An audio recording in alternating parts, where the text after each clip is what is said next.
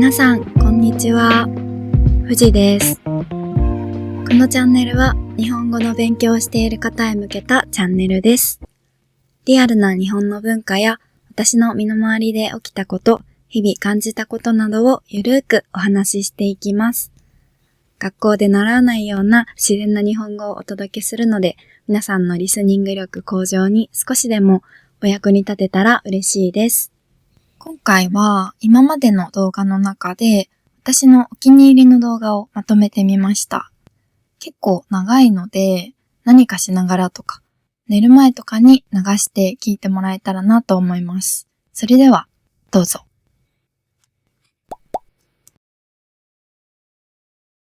ということで今回は日本の夏についてお話ししたいと思います。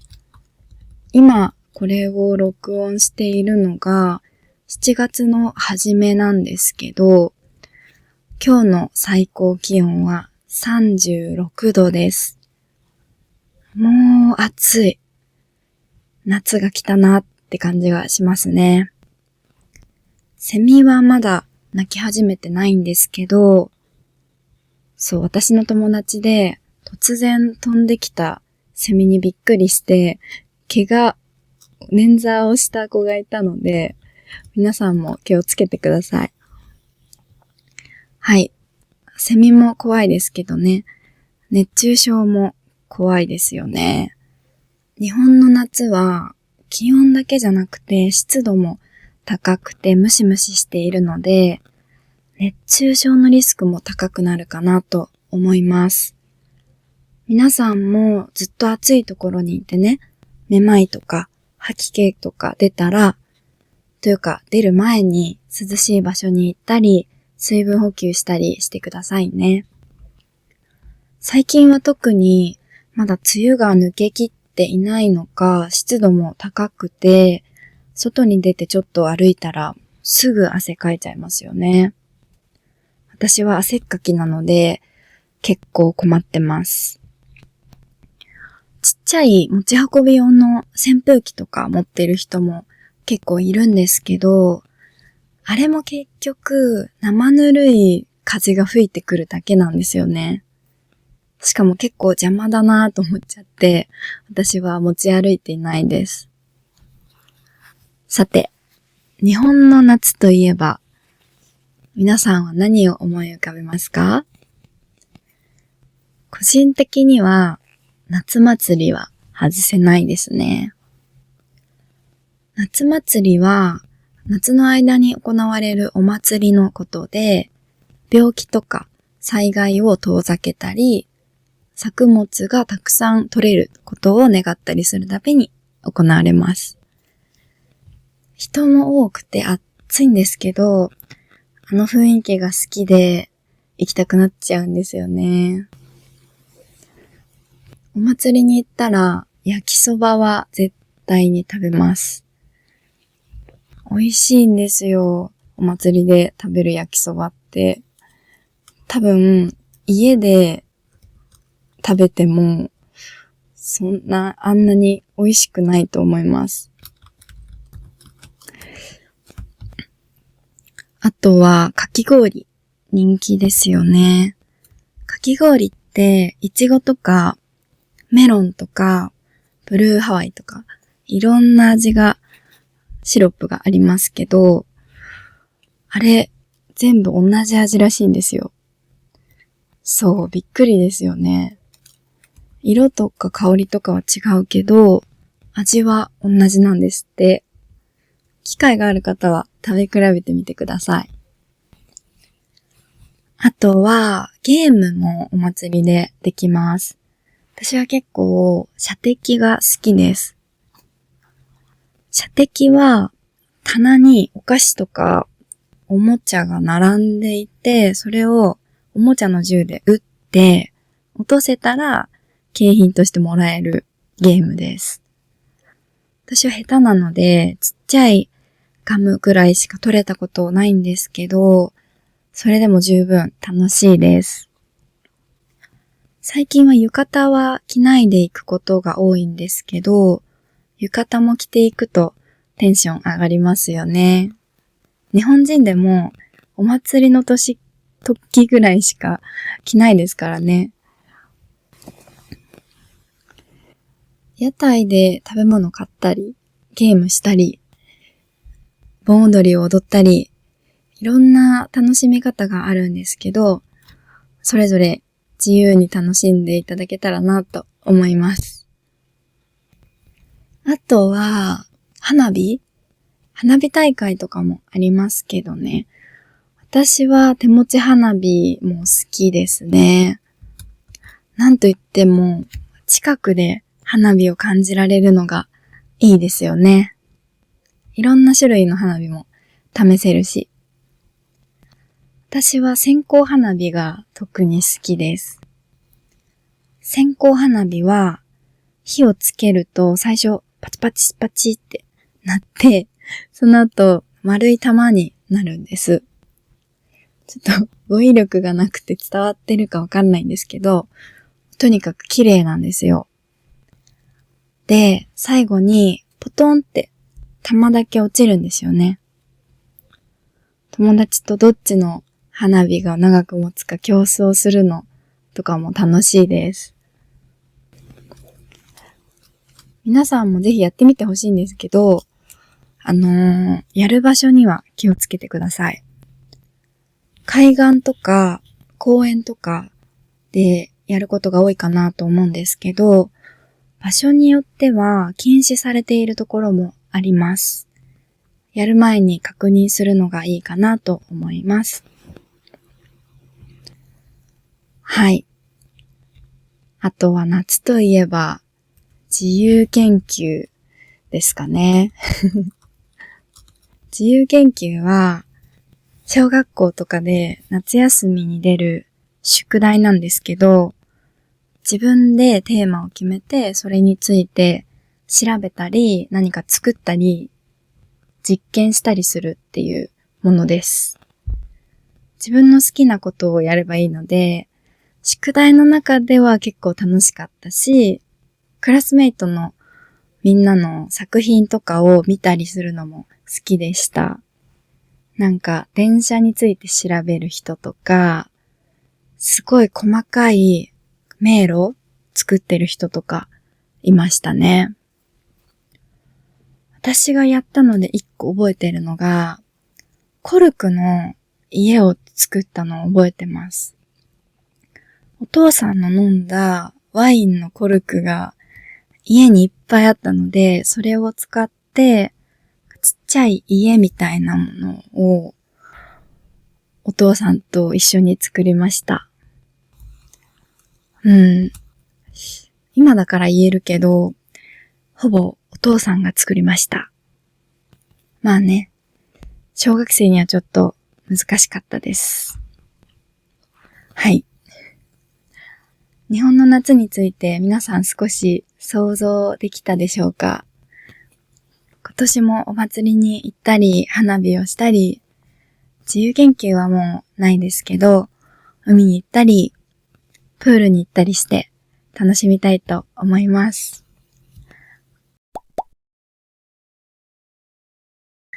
日本の恋愛について話してほしいというコメントをなんといただいたのでお話ししていこうかなと思います。リクエストありがとうございます。めっちゃ嬉しいです。皆さんもこんな話が聞きたいとかあったらぜひコメントで教えてください。さて、日本での恋愛事情なんですけど、個人差がありますということは最初に言っておきます。あくまで私が思う日本の恋愛事情をお話ししていきます。ということで、日本人は恋人とどうやって出会うのか。日本人のデートってどんな感じ？どんな人がモテるの？モラハラ、メンヘラについてっていうところをお話ししていこうと思います。まず出会い方なんですけど、当たり前ですけど、年齢によって違います。学生から話すとちょっと長くなっちゃうので、今回は社会人の出会いについてお話ししたいと思います。社会人は自分が社会人になって実感したことでもあるんですけど、全然出会いがないです。自然に出会うとしたら、職場か友達の友達とかになります。日本は職場恋愛が一般的ではあるんですけど、それでもやっぱりいろいろ気にしなければならないので、あんまりおすすめはしないです。友達の紹介もよくあると思います。海外みたいにパーティーとかは相当パリピイケイケな人じゃないとそんなにやらないですね。なので、普通に飲み会とか、あと、日本には合コンっていうものがあります。合コンは出会いを目的とした飲み会みたいなものです。例えば、私と A 君っていう男の子の友達がいたとして、それぞれシングルの友達を連れてきて一緒に飲むみたいな。最近はマッチングアプリもメジャーになってきている感じはします。以前はやりもくって言って、体の関係だけを目的としてアプリをする人しかいないっていうイメージだったんですけど、最近はそんなこともないのかなと思います。はい、出会いについてはこんな感じで、次に好きな人ができた時のアタックの仕方です。まず、連絡先を知らない場合は交換しますよね。LINE かインスタが一般的です。どっちかというとインスタの方が重くない気軽な感じがあります。連絡先を交換したら、個人的に遊びに誘って、3回ぐらい遊んで告白っていう流れが一般的かなと思います。なぜか3回目のデートで告白っていうのがセオリーみたいになってるんですけど、私は5回目でも6回目でもいいと思います。告白っていうのはまた日本独特の文化ですよね。曖昧な感じの関係でいつの間にか付き合ってるみたいなのはあんまりないんじゃないかなと思います。あとは付き合う前からキスしたり、体の関係を持ったりっていうのもあんまりないです。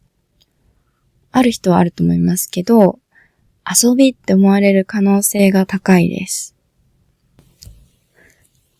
あんまり言葉にする文化のない日本ですけど、告白はちゃんとするって面白いですよね。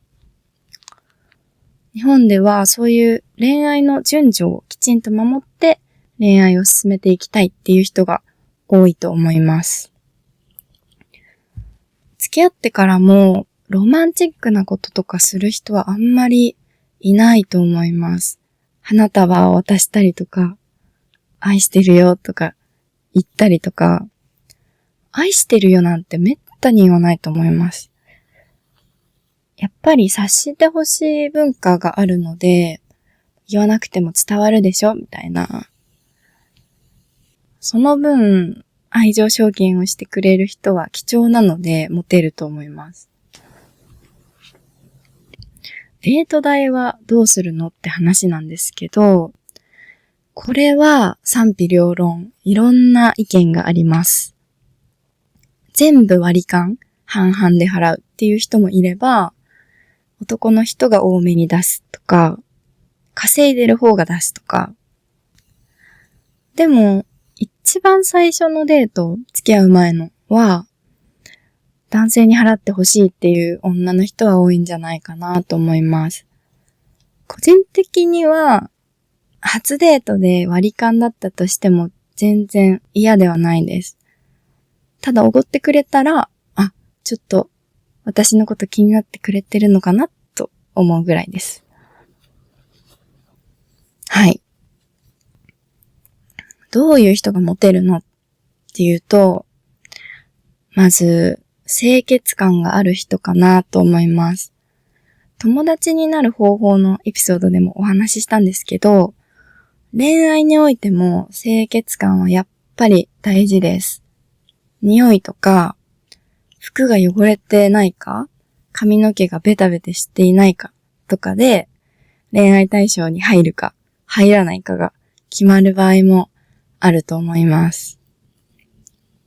あとは、気配りができる人もモテると思います。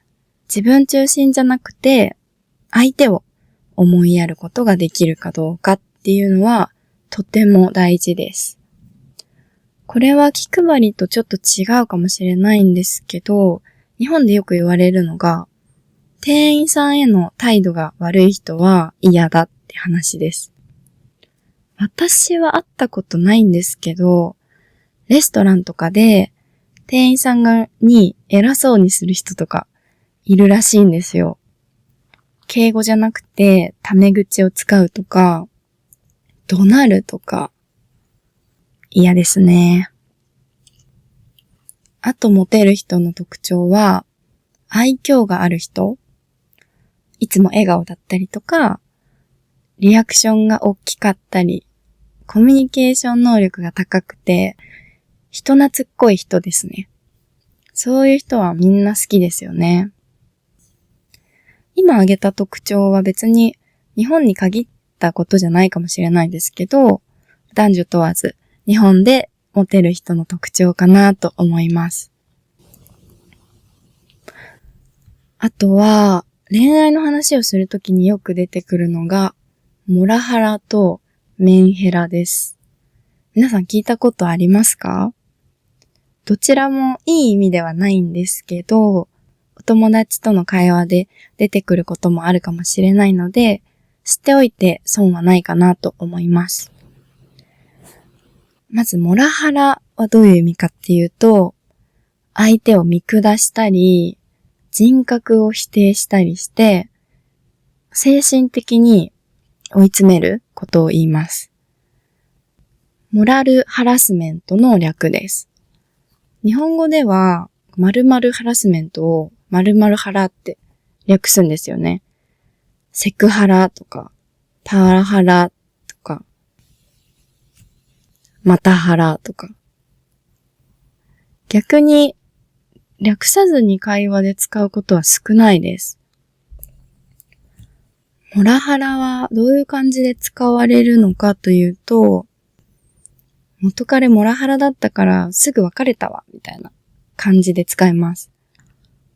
精神的にね、追い詰められるのってすごく辛いと思うし、やられてる方は気づかないみたいな話もよく聞きますから、皆さんも気をつけてください。もちろん肉体的な攻撃も嫌ですけど。次にメンヘラです。メンヘラは精神的に不安定な人という意味です。私のイメージでは特に恋愛的に依存体質が強かったり、情緒不安定な人を指すのかなと思っています。なんか、今どこにいるの？何してるの？なんで返信くれないの？みたいな。結構笑い話で元カノがメンヘラでさ、みたいな感じで話すことが多いんですが、よく考えると笑えるような話ではないんですよね。精神的な話ですから。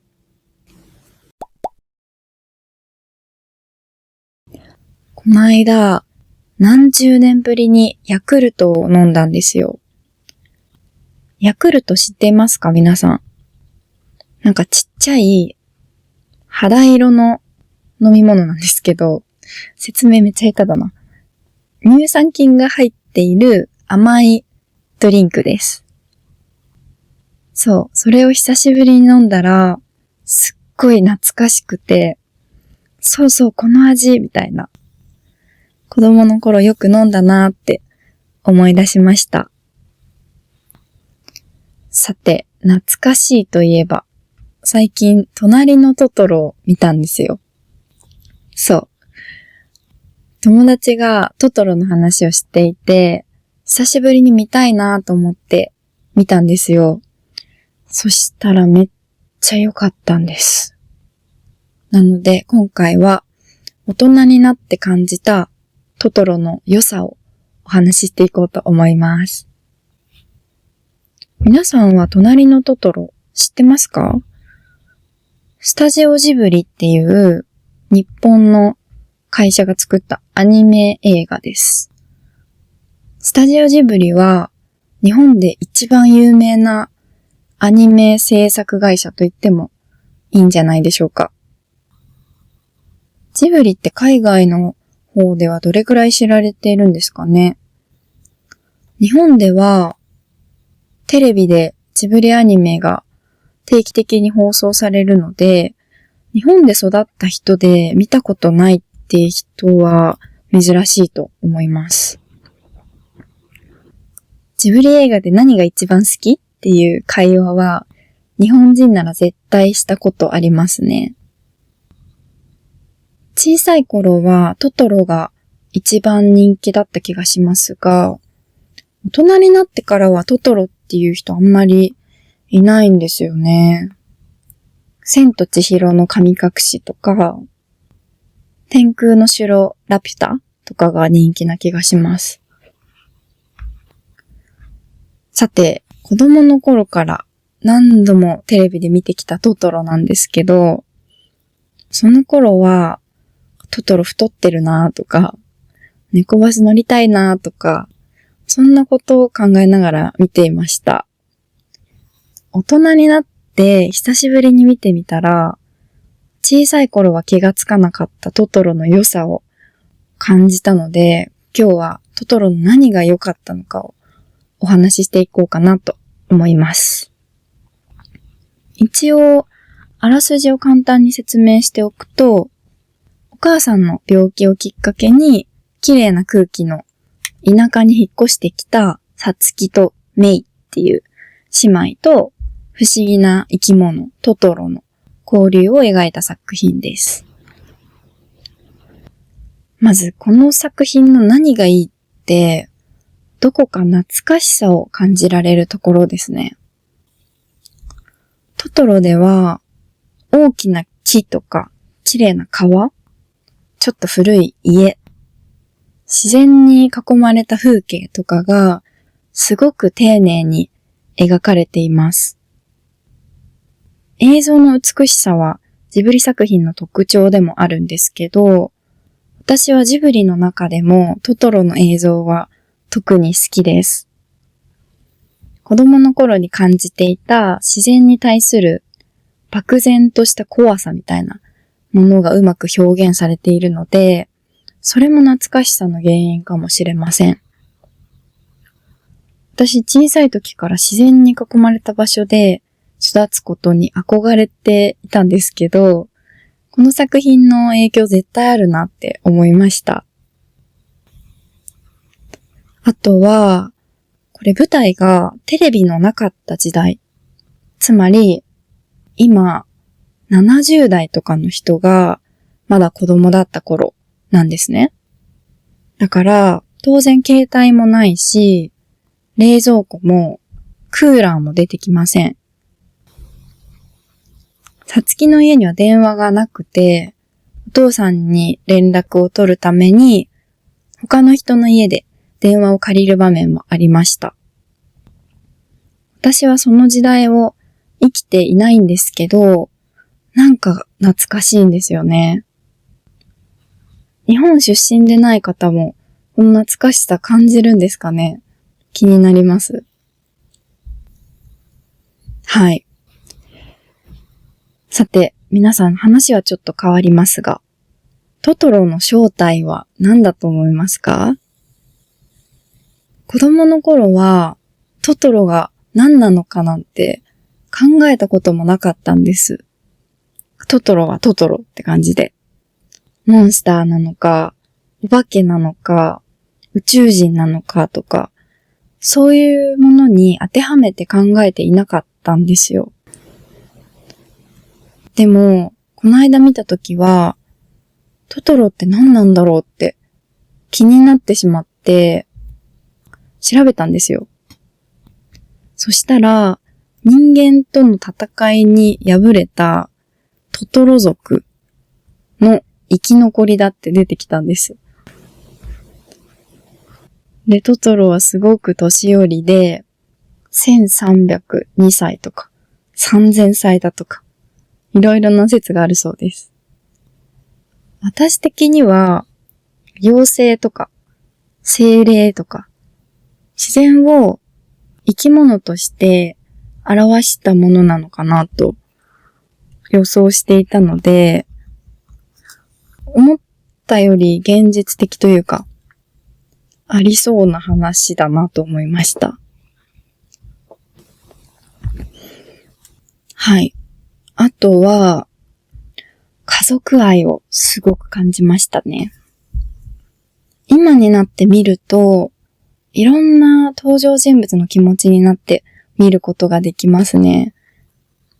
子供の頃はメイン視点で見ていた気がするんですけど、今は、さつきとか、お母さんとか、いろんな人の気持ちに共感できます。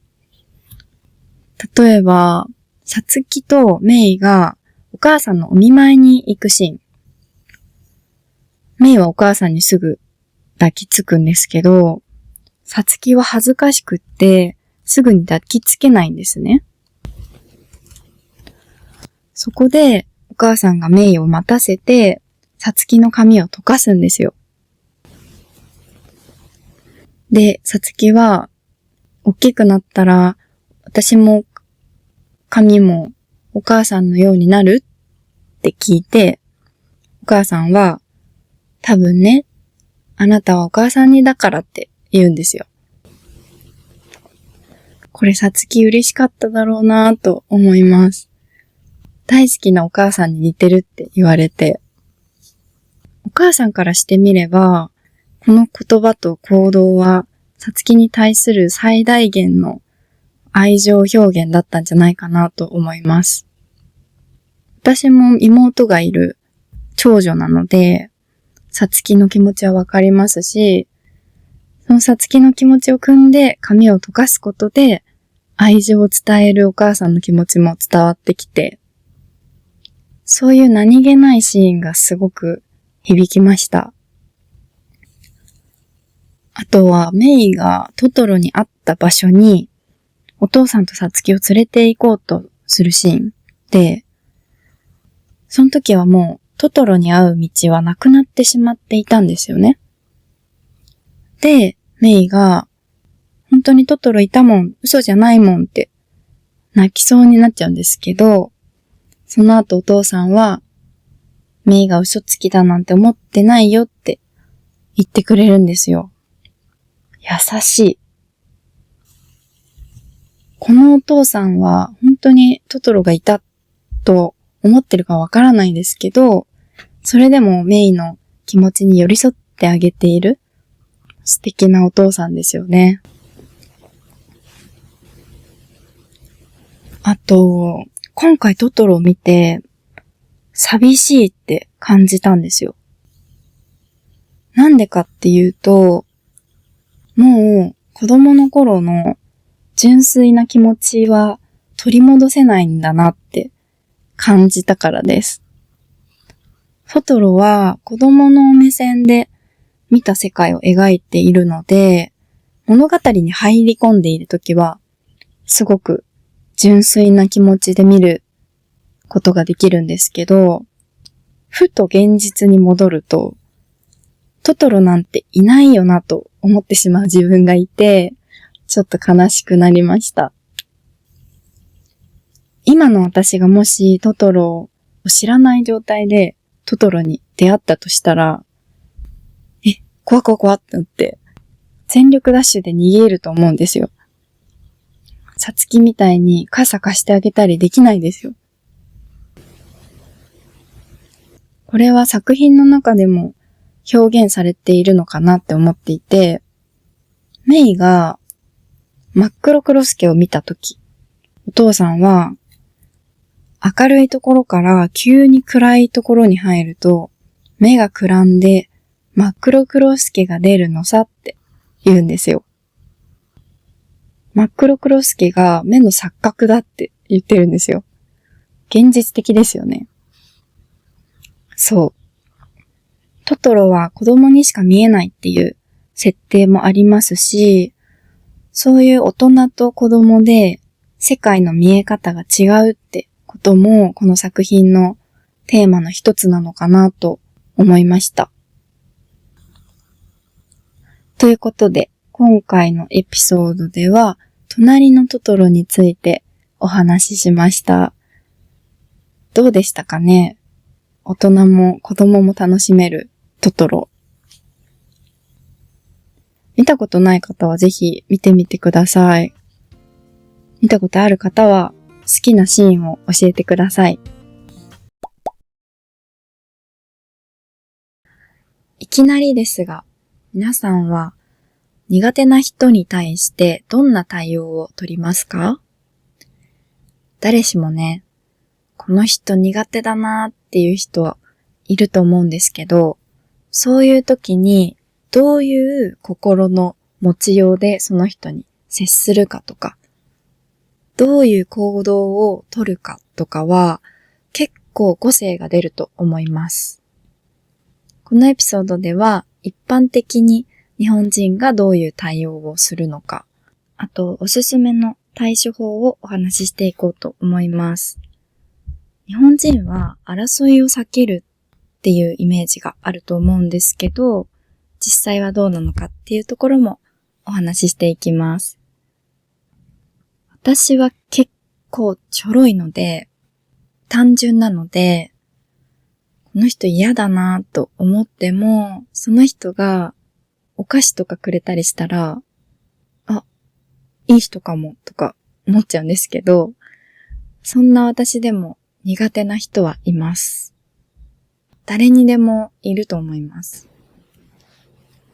そういう苦手な人がいる場合に、日本人が取る行動を3つに分類しました。まず1つ目は、普通に接するっていう対応ですね。もう、普通。嫌いな人も嫌いじゃない人も、全く同じように接するっていうことです。日本では、誰とでも分け隔てなく仲良くすることが良しとされているところがあるので、その影響なのかな？やっぱり文化的に争いを避ける傾向はあると思います。あとは、自分はその人のことが嫌いだとしても、相手には嫌われたくないって思っている人もいると思いますね。2つ目のパターンは、距離を置くですね。これは一番多い対処法じゃないかなと思います。このパターンにも完全に壁を作っちゃう人と、相手に気づかれないくらい自然に距離を置く人といると思います。完全に壁を作る人は、その人にだけ敬語で話すとか、あんまり相槌を打たないとか、そういう態度で示して距離を置いていくっていう感じですかね。攻撃はしないまでも、あなたのことがあんまり好きではありませんよと態度とかで相手に伝えることでその人からの関わりをなくすっていう方法ですね。私は一つ目とこの二つ目のハイブリッドって感じですね。表面上は仲良くしつつ、距離置きつつみたいな。こういうと怖いですけどね。苦手な人には普段は普通に接しつつも遊びとか誘われたら断っちゃうことが多いです。嫌いな人なんてできるだけ会いたくないですからね。相手を無理に変える必要はないし、自分が苦手な人のために変わる必要もないと私は思います。時と場合によりますけどね。ただ、その人を嫌いじゃなくなる、好きになる可能性もあるなって思っちゃうタイプなので、自分から完全にシャットアウトすることはないです。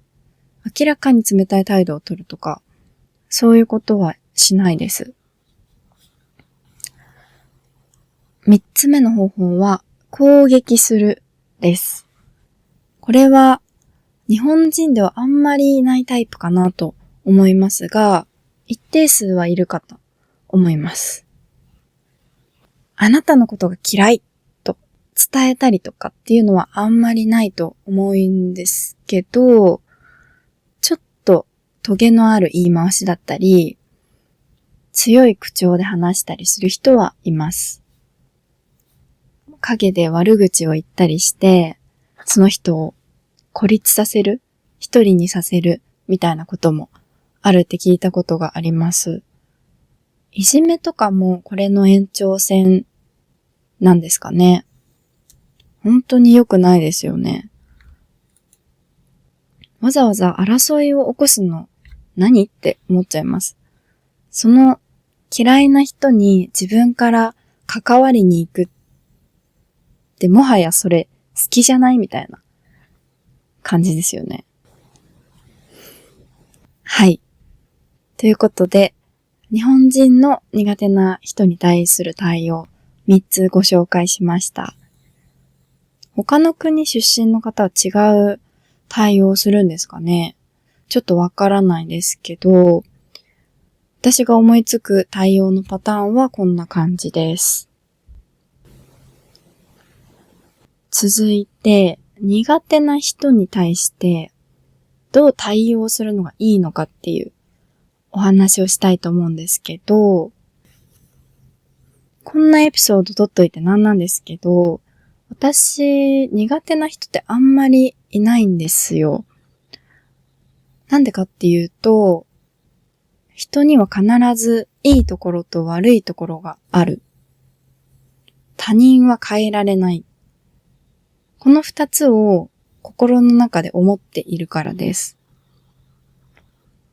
人に対する諦めみたいなものを持っていると、嫌いになったりとかはあんまりしないのかなと思います。ちょっと悲しいですけどね。あとは実体験として、さっきもちょっと言ったんですけど、最初、この人苦手かもと思っても、関わっていくうちにその人のいい面が見えてきたりして、その人のことを好きになったりした経験があります。なので、この人苦手って決めつけないことも大事かなと思います。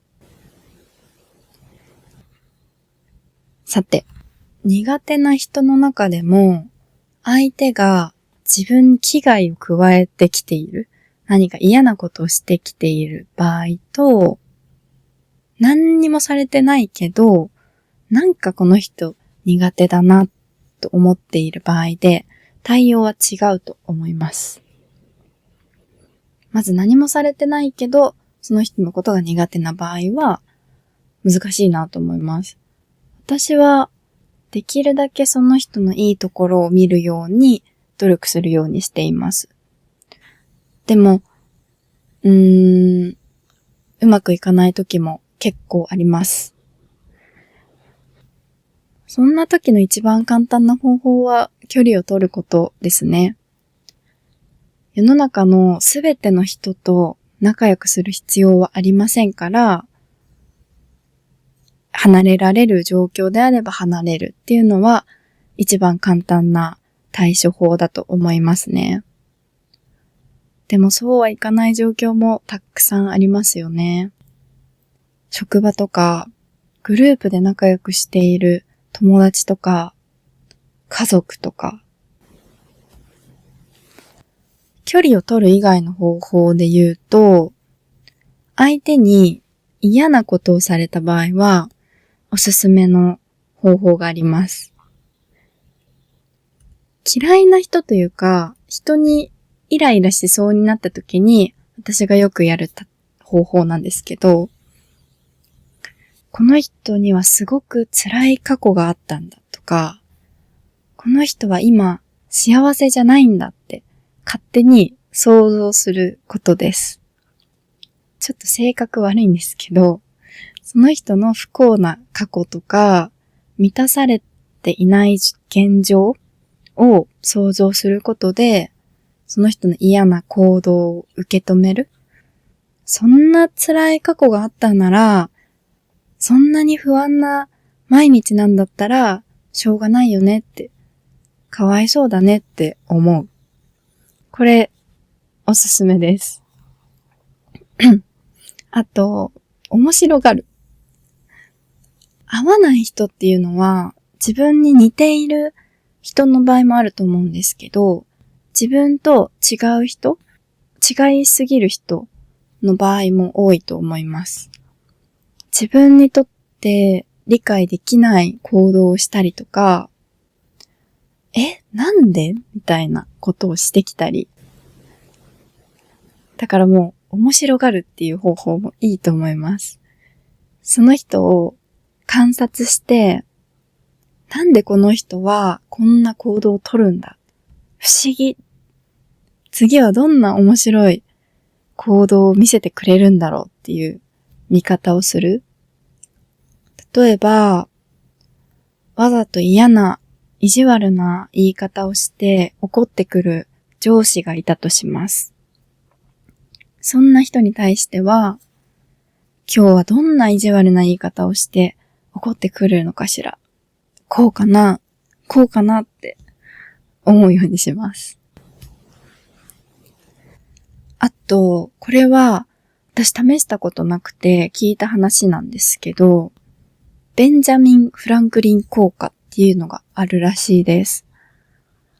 これはネガティブな感情を抱いている相手から頼み事を引き受けると、相手への感情がポジティブに変わる心理現象です。これには由来があって、ベンジャミン・フランクリンっていう政治家にはライバルがいたんですけど、そのライバルにあなたの本を貸してくれないって頼んだんですよ。そして本を貸してもらったら、そのライバルの態度が良くなって、二人は一生の親友になったっていう話です。本当にって思っちゃいますけどね。嫌いだと思ってたけど、頼み事を聞いてあげたんだから、本当は相手のことが好きなのかもしれないと思ってしまうんですって。頼られて嬉しいっていうのもあるかもしれないですね。嫌いな人に頼み事なんてしたくないわって思う人も多いと思うんですけど、もしできそうだったらやってみてください。そして私に結果を教えてください。とても気になります。私今嫌いな人が周りにいないので実践できないんですよ。最後に、嫌いな人が周りに増えたなと思ったら、自分が弱っている可能性があります。相手の行動や言葉をどう受け取るかはあなた次第ですよね。すべてネガティブに受け取ってしまうときは、あなた自身が弱っているかもしれません。いろいろ対処法をお伝えしましたけど、逃げちゃダメなんてことはありませんから、職場だとしても、学校だとしても、やめても大丈夫です。無理はしないでくださいね。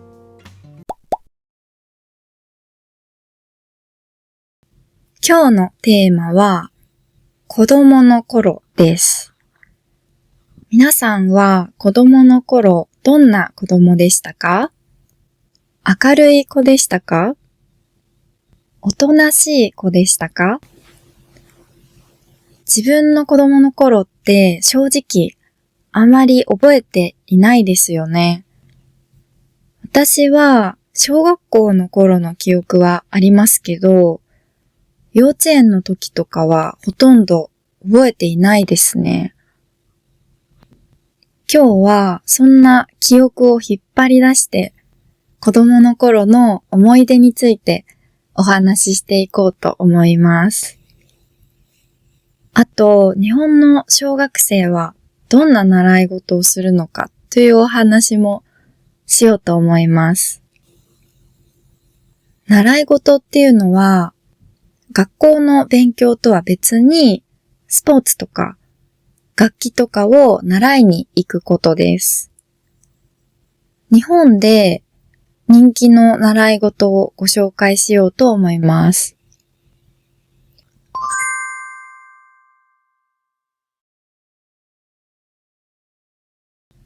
さて、まず私の子供の時の性格なんですけど、私は子供の頃すごくおとなしかったです。今もですけど、すごく恥ずかしがり屋で、大勢の人の前で話すことが苦手でした。友達2、3人と話すときは大丈夫なんですけどね。そう。だから、小学生の時とか、授業中に先生に当てられることあるじゃないですか。指名されて、みんなの前で答えを言わないといけない時。これが本当に苦手でした。もう、自分から手を挙げるなんてありえないと思っていました。日本の学校には、授業参観っていうね、親が学校に来て子供たちが授業を受けているところを見るイベントがあるんですけど、小学校4年生とか5年生とかの時にその授業参観があって、で、算数の授業の時に親が見ている前で先生に当てられたんですね。じゃあこの問題を富士山みたいな感じで。私、親の前で答えるのが恥ずかしすぎて、問題の答えは分かっていたんですけど、答えたくありませんって言って拒否したんですよ。やばいですよね。普通に答えた方が目立たないのに、目立ちたくなさすぎて答えたくありませんとか言って、後で親にすごい怒られました。そう。小学生の時はすごく恥ずかしがり屋だったんですけど、でも親に聞いたら、幼稚園生の時はすっごい天真爛漫だったらしいんですよ。天真爛漫っていうのは、自分の思った通りに振る舞う、素直な様子を表す言葉です。確かにちょっと幼稚園の記憶を思い出すと、幼稚園の門の横にあった電信柱に、猿みたいによくよじ登っていたのを覚えています。親にすごい注意されていたんですけど、聞かないでずんずん登っていました。ものすごい変顔してる写真とかも残ってて、明るい子だったみたいです。いつからこんな恥ずかしがり屋になったのかわからないですけど、不思議ですよね。何があったんだって感じ。おとなしかったですけど、友達と一緒に外で走り回って遊んだりもしていました。鬼ごっことかね。皆さん鬼ごっこ知っていますか？日本人なら誰でも子供の頃やったことがある遊びだと思います。どういう遊びかというと、まず鬼を一人決めて、他の人は鬼に捕まらないように逃げます。鬼が誰かをタッチしたら、タッチされた人が鬼になるっていうルールです。多分世界中で同じような遊びがあると思うんですけど、日本では鬼ごっこって言います。それを授業の合間とかに校庭でやっていました。私の子供の頃の性格はそんな感じです。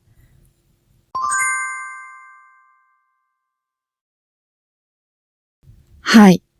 じゃあ次は習い事についてお話ししようと思うんですけど、私は小学生の時、習い事をたくさんしていました。私の家の教育のやり方が、とにかくいろいろなものに触れさせて、その中で子供が何かに興味を持ってくれたらいいなっていう感じだったんです。だから、いろいろなところに連れて行ってくれたり、習い事をさせてくれたりしました。何の習い事をしてたかというと、まず、水泳、プール教室ね。これは結構、習い事代表みたいな感じですね。とても人気の習い事です。まあ、いざという時のために泳げた方がいいじゃないですか。海とか行った時のために泳げた方がね、溺れる可能性が低くなるから。日本の小学校はだいたいプールの授業があるんですけど、それだとちゃんと泳げるようにはならないので、プール教室に子供を通わせる親は多いですね。プールは唯一私が好きだった習い事で、一番楽しかったです。プールの日をいつも楽しみにしていました。プールは人気の習い事ってさっき言いましたけど、習っていない子もいっぱいいたので、小学校の授業のプールでは、私はヒーローみたいに扱われていました。小学校低学年に3年生とかだと、プールの端から端まで泳げる子は全然いなかったけど、私は習ってたから泳げたので、富士ちゃんすごいってみんなに言われて、私はもう調子に乗っているので、まあ、これぐらい普通だよ、みたいな感じでしたね。めっちゃうざいですよね、今考えると。はい。あとは、ピアノも習っていました。これも人気の習い事です。でも私習ってはいたんですけど、今は楽譜も読めないし、ピアノも弾けないんです。悲しいことに。お母さんごめんなさいって感じなんですけど、普通、ピアノ弾くときって、楽譜音符とか記号が書いてある紙ね、を見ながら弾くじゃないですか。